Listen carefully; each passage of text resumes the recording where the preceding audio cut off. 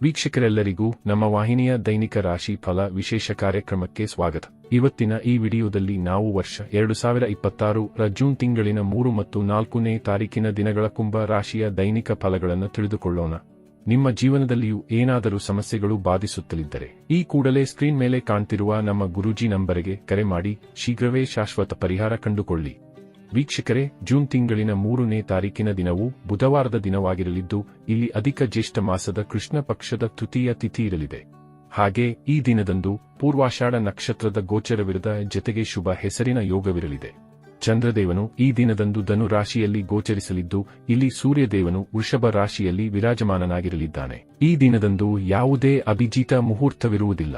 ಇನ್ನು ಜೂನ್ ತಿಂಗಳಿನ 4ನೇ ತಾರೀಕಿನ ದಿನವು ಗುರುವಾರದ ದಿನವಾಗಿರಲಿದ್ದು, ಇಲ್ಲಿಯೂ ಕೂಡ ಜ್ಯೇಷ್ಠ ಅಧಿಕ ಮಾಸದ ಕೃಷ್ಣ ಪಕ್ಷದ ಚತುರ್ಥಿಯ ತಿಥಿ ಇರಲಿದೆ. ಹಾಗೆ ಈ ದಿನದಂದು ಉತ್ತರಾಷಾಢ ನಕ್ಷತ್ರದ ಗೋಚರದ ಜತೆಗೆ ಶುಕ್ಲ ಹೆಸರಿನ ಯೋಗವಿರಲಿದೆ. ಚಂದ್ರದೇವನು ಈ ದಿನದ ಬೆಳಗಿನ 7:41 ಧನು ರಾಶಿಯಲ್ಲಿ ಗೋಚರಿಸಲಿದ್ದು, ಆ ನಂತರದಲ್ಲಿ ಮಕರ ರಾಶಿಗೆ ಪರಿವರ್ತನೆ ಹೊಂದಲಿದ್ದಾನೆ. ಇನ್ನು ಸೂರ್ಯದೇವನು ಮಾತ್ರ ಈ ದಿನದಂದು ಕೂಡ ಮಕರ ರಾಶಿಯಲ್ಲಿಯೇ ಗೋಚರಿಸಲಿದ್ದಾನೆ. ಈ ದಿನದಂದು ಅಭಿಜಿತ ಮುಹೂರ್ತವು ಬೆಳಗಿನ 11:52 ಹಿಡಿದು ಮಧ್ಯಾಹ್ನದ 12:47 ಇರಲಿದೆ. ವೀಕ್ಷಕರೇ, ಈಗ ಮೊದಲಿಗೆ ಇಲ್ಲಿ ಜೂನ್ ತಿಂಗಳಿನ 3ನೇ ತಾರೀಕಿನ ದಿನದ ಕುಂಭ ರಾಶಿಯ ದೈನಿಕ ಫಲಗಳನ್ನು ತಿಳಿದುಕೊಳ್ಳುವುದಾದರೆ, ಈ ದಿನದಂದು ಚಂದ್ರದೇವನ ಸ್ಥಿತಿಯು ನಿಮ್ಮ ಪಾಲಿಗೆ ಅತ್ಯಂತ ಮಹತ್ವಪೂರ್ಣವಾಗಿರಲಿದೆ. ಇಲ್ಲಿ ಚಂದ್ರದೇವನು ಧನು ರಾಶಿಯ ಮೂಲಕ ನಿಮ್ಮ ಲಾಭಸ್ಥಾನದಲ್ಲಿ ಅಂದರೆ ಏಕಾದಶ ಭಾವದಲ್ಲಿ ಗೋಚರಿಸಲಿದ್ದಾನೆ.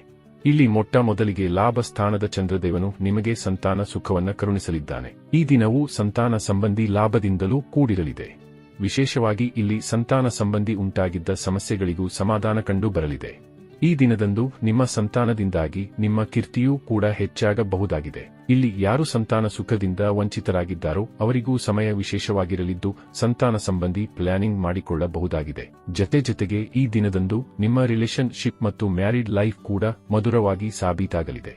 ಇಲ್ಲಿ ನೀವು ಯಾರದ್ದಾದರೂ ಮುಂದೆ ಪ್ರೇಮ ಪ್ರಸ್ತಾವವಿಡ ಬಯಸಿದ್ದರೂ ಸಮಯ ಉಪಯುಕ್ತವಾಗಿ ಸಾಬೀತಾಗಲಿದೆ. ಇಲ್ಲಿ ಸಿಂಗಲ್ ಆಗಿರುವ ಜಾತಕದವರ ಪಾಲಿಗೂ ಸಮಯ ಉತ್ತಮವಾಗಿರಲಿದ್ದು, ಇಲ್ಲಿವರ ಕನೆಯನ್ನ ನೋಡುವ ಅಥವಾ ತೋರಿಸುವ ಪ್ರಕ್ರಿಯೆ ನಡೆಯುತ್ತದೆಯಾದರೆ ಖಂಡಿತ ಉತ್ತಮ ಜೀವನ ಸಂಗಾತಿಯ ಆಯ್ಕೆಯೂ ಮಾಡಿಕೊಳ್ಳಬಹುದಾಗಿದೆ. ಈ ವಿಶೇಷ ದಿನದಂದು ನಿಮ್ಮ ಪರಿವಾರದಲ್ಲಿ ತಲೆದೋರಿದ್ದ ಸಮಸ್ಯೆಯೊಂದಕ್ಕೂ ವಿಶೇಷ ಪರಿಹಾರ ಕಂಡು ಬರಲಿದೆ. ಅಂದರೆ ಬಹುದೀರ್ಘ ಕಾಲದಿಂದಲೂ ಪರಿವಾರದಲ್ಲಿ ಉಂಟಾಗಿದ್ದ ಬಿಕ್ಕಟ್ಟು ಈ ದಿನದಂದು ಶಮನಗೊಳ್ಳಬಹುದಾದ ಪ್ರಬಲ ಯೋಗವಿರಲಿದೆ.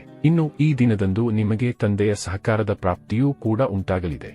ಇಲ್ಲಿ ತಂದೆಗೆ ಸಂಬಂಧಿತ ಏನಾದರೂ ಸಮಸ್ಯೆ ಇದ್ದರೆ ಅಥವಾ ತಂದೆಯ ವ್ಯಾಪಾರಕ್ಕೆ ಸಂಬಂಧಿತ ಏನಾದರೂ ಸಮಸ್ಯೆ ಇದ್ದರೆ ಅದು ಕೂಡ ಈ ದಿನದಂದು ನಿಮ್ಮಿಂದ ದೂರಗೊಳ್ಳುವ ಮೂಲಕ ಸಕಾರಾತ್ಮಕ ಪರಿಣಾಮದ ಪ್ರಾಪ್ತಿ ಉಂಟಾಗಲಿದೆ.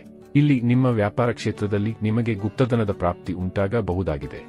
ಜತೆಗೆ ಇಲ್ಲಿ ನೀವು ನಿಮ್ಮ ಗ್ರಾಹಕರನ್ನ ಸಹ ನಿಮ್ಮತ್ತ ಆಕರ್ಷಿತರನ್ನಾಗಿಸಬಲ್ಲವರಾಗಿ ಕಂಡು ಬರಲಿದ್ದೀರಿ.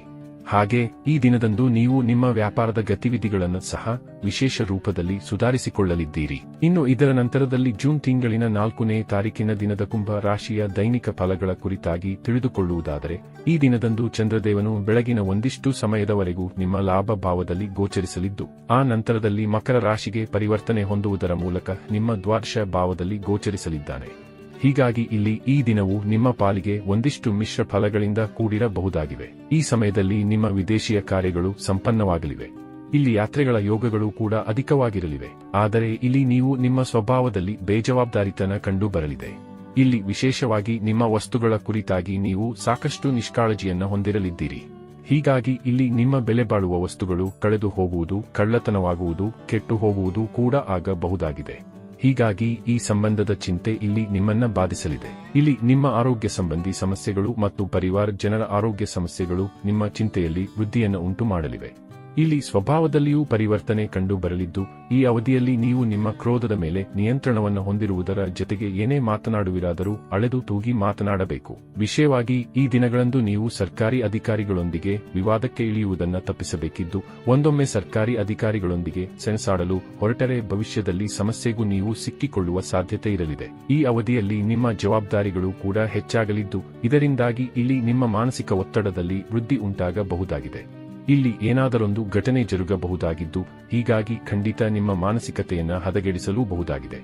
ಈ ಎಲ್ಲ ಕಾರಣಗಳಿಂದಾಗಿ ನೀವು ಈ ದಿನದಂದು ಕೊಂಚ ಸಮಯದಿಂದ ವರ್ತಿಸಬೇಕಾಗುವುದು. ಇಲ್ಲಿ ನಿಮ್ಮ ಜವಾಬ್ದಾರಿಗಳ ಪ್ರತಿ ವಿಮುಖರಾಗದೆ ಎಲ್ಲವನ್ನು ಸಮತೋಲಗೈಯಬೇಕಾಗುವುದು. ಇಲ್ಲಿ ಕೆಲಕಡೆಗಳಲ್ಲಿ ವಿಪರೀತ ರಾಜಯೋಗದ ಪ್ರಭಾವಗಳು ಸಹ ಲಭಿಸಬಹುದಾಗಿದ್ದು, ಈ ವೇಳೆಯಲ್ಲಿ ನಿಮಗೆ ಒಂದಿಷ್ಟು ಲಾಭದ ಫಲಗಳು ಸಹ ಲಭಿಸುವ ಸಾಧ್ಯತೆ ಇರಲಿದೆ. ಈ ವೇಳೆಯಲ್ಲಿ ನೀವು ಹೆಚ್ಚು ಜಾಗೃತೆಯ ಪೂರ್ವಕ ನಡೆದುಕೊಂಡರೆ ಖಂಡಿತ ಉತ್ತಮ ಫಲಗಳ ನಿಮ್ಮದಾಗಿರಲಿವೆ.